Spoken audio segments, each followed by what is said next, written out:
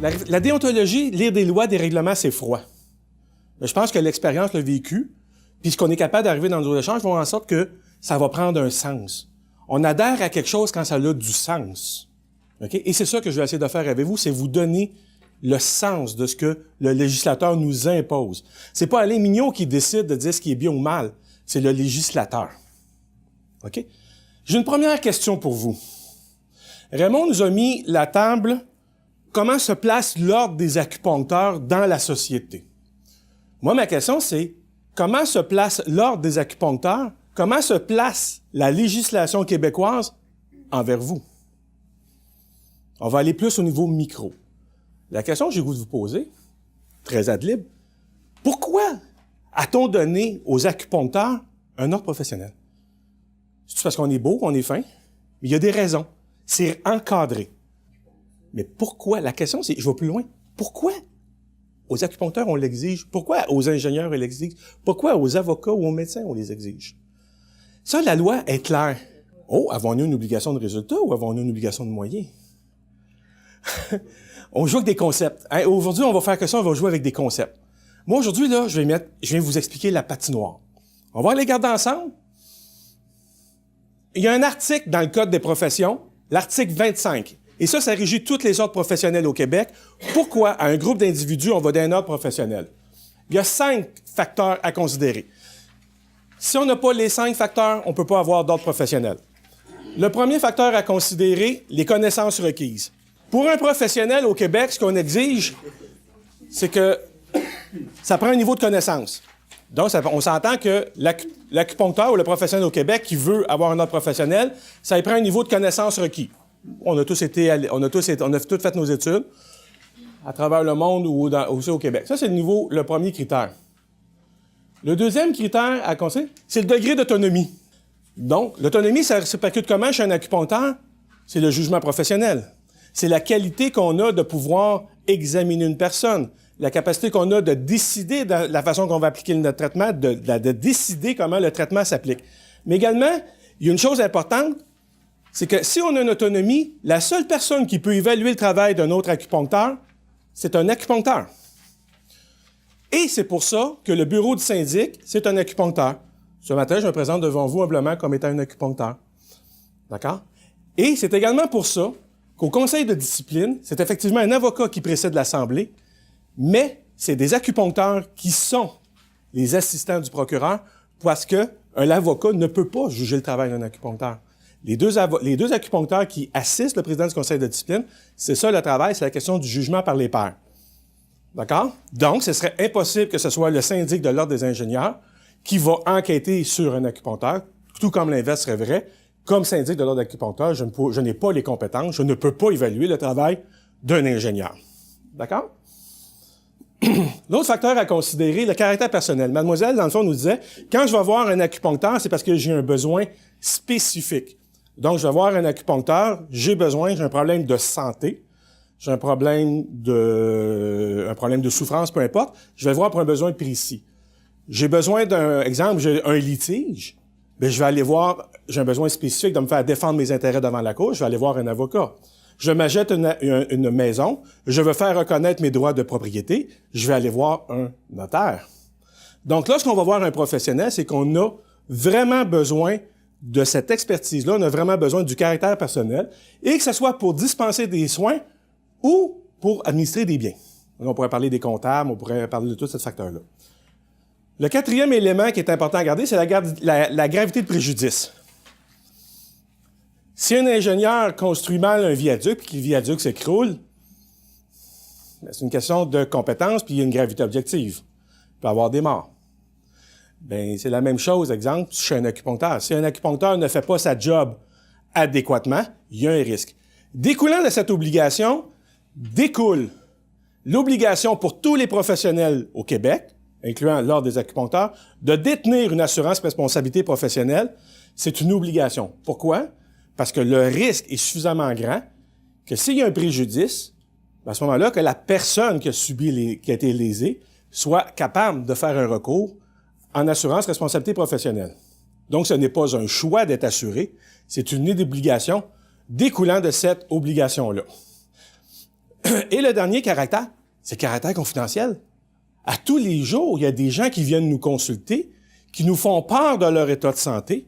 Et ces informations-là, on ne doit pas les disperser aux 80, on doit les garder. Donc, cette obligation de conserver les informations confidentielles, c'est une obligation obligatoire. Je vois mal un avocat qui défend son client d'aller au restaurant et de parler de son cas avec de ses chums. La confidentialité des informations qui nous sont données est primordiale. Et c'est une des obligations qui nous est dévolue et on joue avec ça tous les jours. Donc, je vous résume rapidement les 5. Niveau de connaissance. Autonomie dans l'exercice et jugement par les pairs.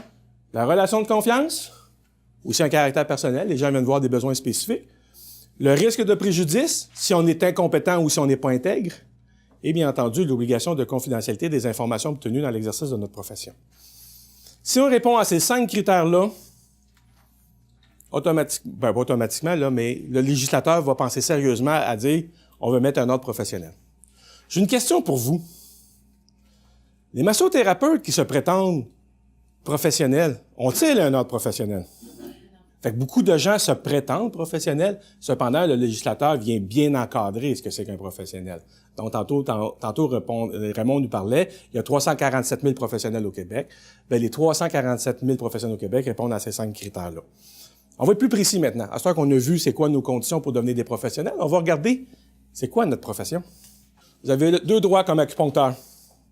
Vous avez le droit de porter un titre et vous avez le droit d'exercer une profession. Le restant, ce n'est que des obligations. OK? Mais comment sont garantis les droits que je vous ai donnés? Par l'article 32 du Code des professions. Nul ne peut prétendre être acupuncteur. Et là, il faut comprendre que toute la liste de toutes les 45 ordres, là, ni utiliser les titres. Oh, ça, c'est le titre AC, ou une abréviation, ou s'attribuer des initiales, et ni exercer une activité professionnelle réservée aux membres, ou prétendre avoir le droit de faire.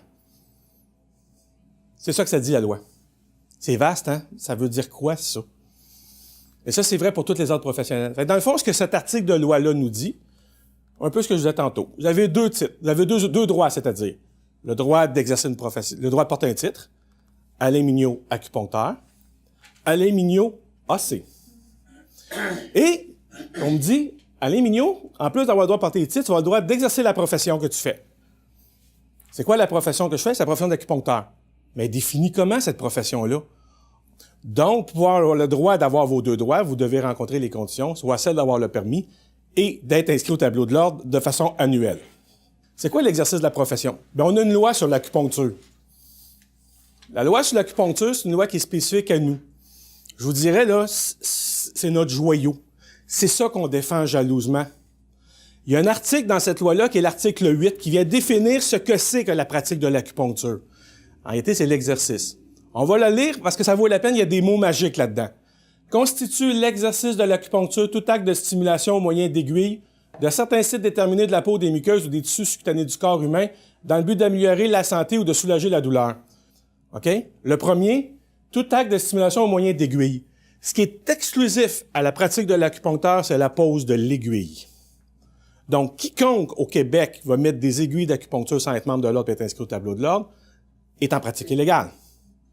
Au Québec, le législateur, au moment où on se parle, le 30 mars 2015, ils disent un acupuncteur, ce qu'il a le droit de faire de façon exclusive, c'est de mettre des aiguilles. Corps humain. On a le droit de mettre des aiguilles sur le corps humain. Un acupuncteur, le législateur a dit, on ne peut que traiter des êtres humains. On peut pas traiter des chiens, des chats, des poissons rouges ou n'importe quoi. Si on fait ça, on s'expose à de la pratique illégale de la médecine vétérinaire. Et pourtant, ça existe, l'acupuncture vétérinaire, on le sait. Mais le législateur a décidé pour nous que les acupuncteurs au Québec ne feront que de l'acupuncture sur des êtres humains. Également, ce qui est important de dire, dans le but d'améliorer la santé ou de soulager la douleur. Je vais me permettre d'être un peu ironique. On n'a pas le droit de guérir les gens. C'est réservé aux docteurs. OK? Je vais être un petit peu sarcastique, mais c'est pas grave. OK? Donc, et c'est même prévu dans notre code de déontologie qu'on n'a pas le droit de faire de promesses de guérison. OK? Ce qui est prévu par la loi, c'est de dire qu'on peut améliorer la santé ou soulager la douleur. Ça, c'est l'article fondamental, que je vous dirais, de l'exercice de l'acupuncture au Québec.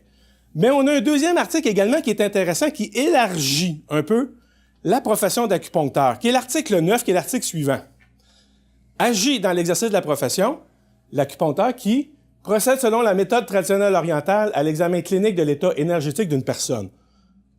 Moi, je trouve ça merveilleux. Parce que pour la première fois dans une législation au Québec, on reconnaît l'état énergétique d'une personne. Moi, je trouve ça merveilleux. Le législateur reconnaît ça. Et il reconnaît que l'acupuncteur peut examiner un patient, faire l'examen à son patient, selon les principes de la médecine traditionnelle orientale. Et également, ce que je trouve merveilleux, c'est détermine, selon l'examen clinique, l'indication du traitement énergétique de cette personne. Oh, que j'adore ce mot-là. Pour la première fois encore, le législateur dit il existe des traitements énergétiques. OK? Et là, je vais ouvrir une parenthèse très rapide et je vais répondre à votre question, mademoiselle. Les physiothérapeutes. Les physiothérapeutes ne répondent pas à ces deux critères-là. Ils ne font pas une évaluation énergétique d'un patient et ils ne font pas un traitement énergétique sur un patient. Raymond, tantôt, nous parlera un peu de la question de la physiothérapie, mais juste pour ne pas faire du coq à l'âne, je vais finir mon raisonnement. Mais est-ce que vous voyez comment la table est en train de se mettre? OK? Donc, tout le volet de notre profession se met alentour de l'énergétique, OK? Et se met alentour aussi de la médecine traditionnelle orientale. Donc, la table, elle est mise pour les prochaines années à faire évoluer notre profession. Là, je fais un petit peu de politique. Et là, également, le troisième alinéa de cet article 9 nous dit « Pose tout acte de stimulation autrement que par des aiguilles, notamment, vous allez dire, c'est des mots, mais vous savez qu'en droit, quand le législateur met un mot, OK, ça a un sens, OK? Donc, l'acupuncteur peut utiliser d'autres moyens thérapeutiques que l'aiguille, notamment, on les nomme, mais il pourrait également avoir autre chose. Donc, on va parler aux moyens de chaleur, on pourrait parler de la moxibustion. La pression, on pourrait parler du Tylenol, les gâchops et tout ça.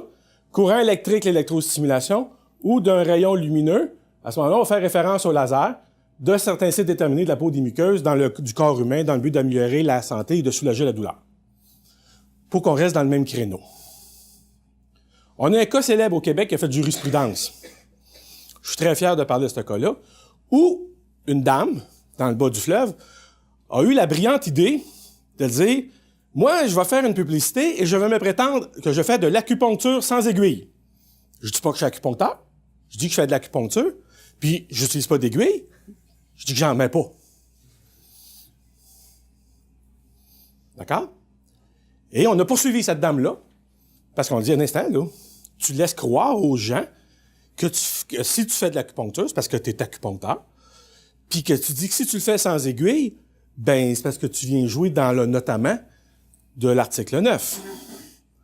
Et le tribunal la décision a été confirmée en cour d'appel du Québec, où effectivement, cette dame-là a été reconnue coupable de pratique illégale d'acupuncture en disant qu'elle faisait de l'acupuncture sans aiguille. Et cette cause-là, aujourd'hui, fait jurisprudence au Québec, et on en est très fiers. D'accord? Donc, il faut comprendre que c'est ça la pratique de l'acupuncture. Tantôt, on va parler de conflit d'intérêts, on va parler de tous les acupuncteurs, de qu'est-ce qu'ils mettent alentour de leur pratique. On va jaser de ça parce que c'est important. Nous, ce qu'on fait, là, on fait de l'acupuncture qui est en lien avec la MTO. Ou la MTC, là, tout dépendant comment vous voulez l'appeler, là. Mais c'est ça qu'on fait. C'est dans ça qu'on doit rester.